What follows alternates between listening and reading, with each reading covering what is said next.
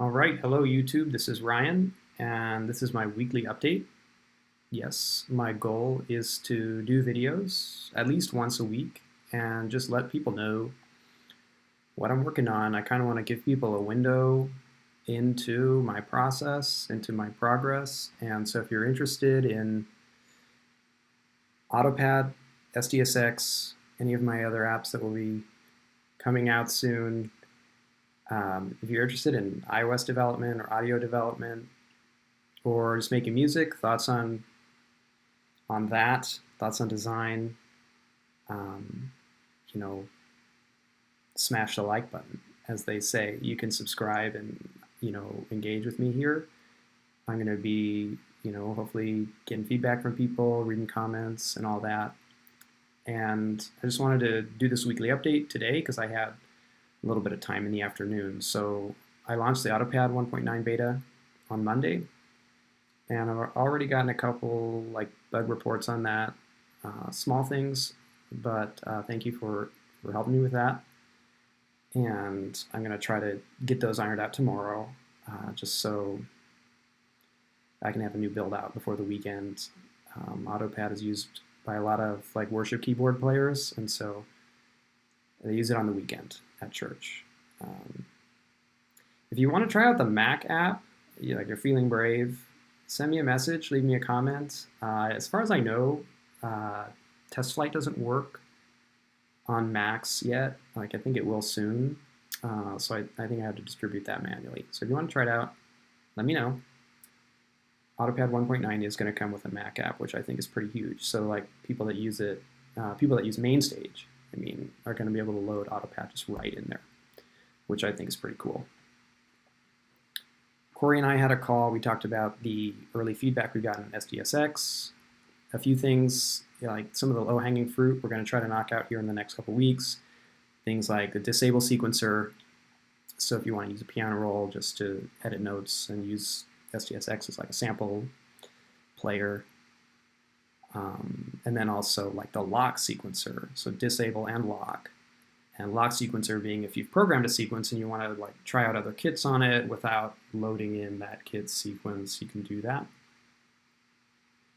We've also gotten some bug reports, so we're looking into that. It seems like there's some funny business on iOS 15. I saw a Twitter thread. It looks like there's some MIDI issues. Someone reported that in our Discord. So we're going to take a look at that. I'll probably look at that tomorrow as well. Most of my time this week was spent on putting together App Store pages for AutoPad and for ZOA. ZOA is my upcoming project, which I'm going to show you here in a little bit.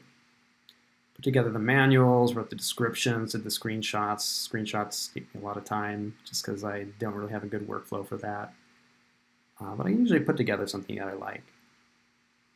So I got all of that ready, and I've also spent a little bit of time in the mornings, doing some research and thinking about other projects. I've got a lot of ideas, and I'm only one man, so it's going to take some time, but I have some ideas for a more coherent line of music apps and products, and I actually pulled the trigger on a domain name for that.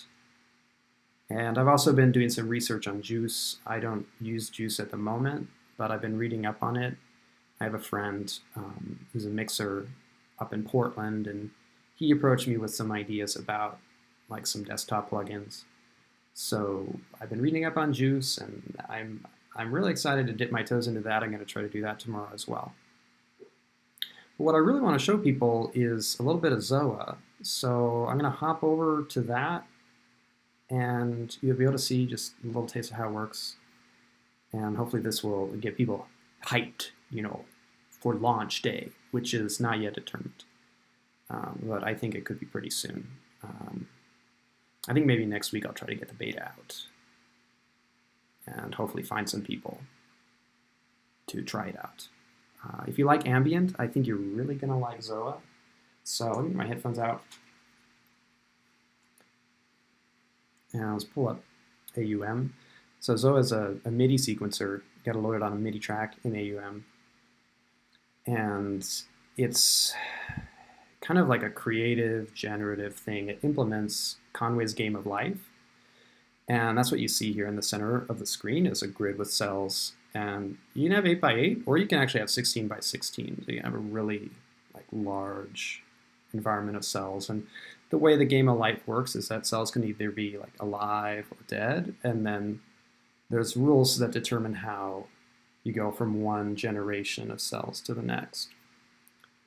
So, I've seen implementations of the game of life before that were music related, but I didn't really think they were very musical, so I decided to try my hand at making Conway's Game of Life, I think, a little more musical and more fun and open-ended, if you will. So you can configure the way the grid is laid out. And so you can set the root note, you've got octave, shift, you've got scales, and you've got range. And you can also kind of configure out how the game of life simulation behaves. And you can set it to auto advance according to the musical time of the host app.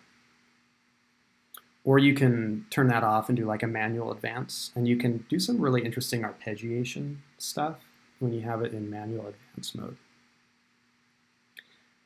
And you have 4 playheads that you can use to scan through the living notes. And there's a lot of different rules and patterns you can get that I think it makes this app really deep and really full of surprises.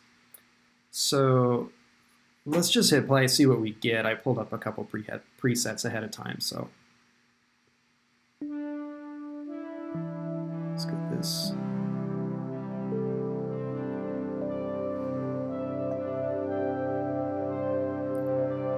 So we can actually control multiple instruments. We have a couple of our outputs going to this Fender Rhodes and a couple outputs going to the Moog Model 15.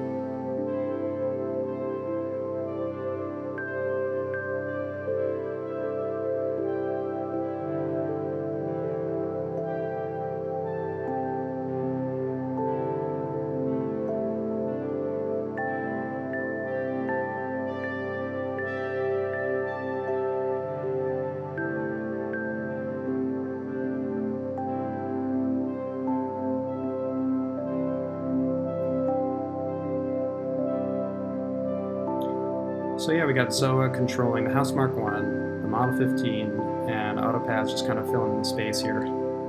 And we've got an effects sound with Modly and Cleaver. And it sounds great. Let's respawn.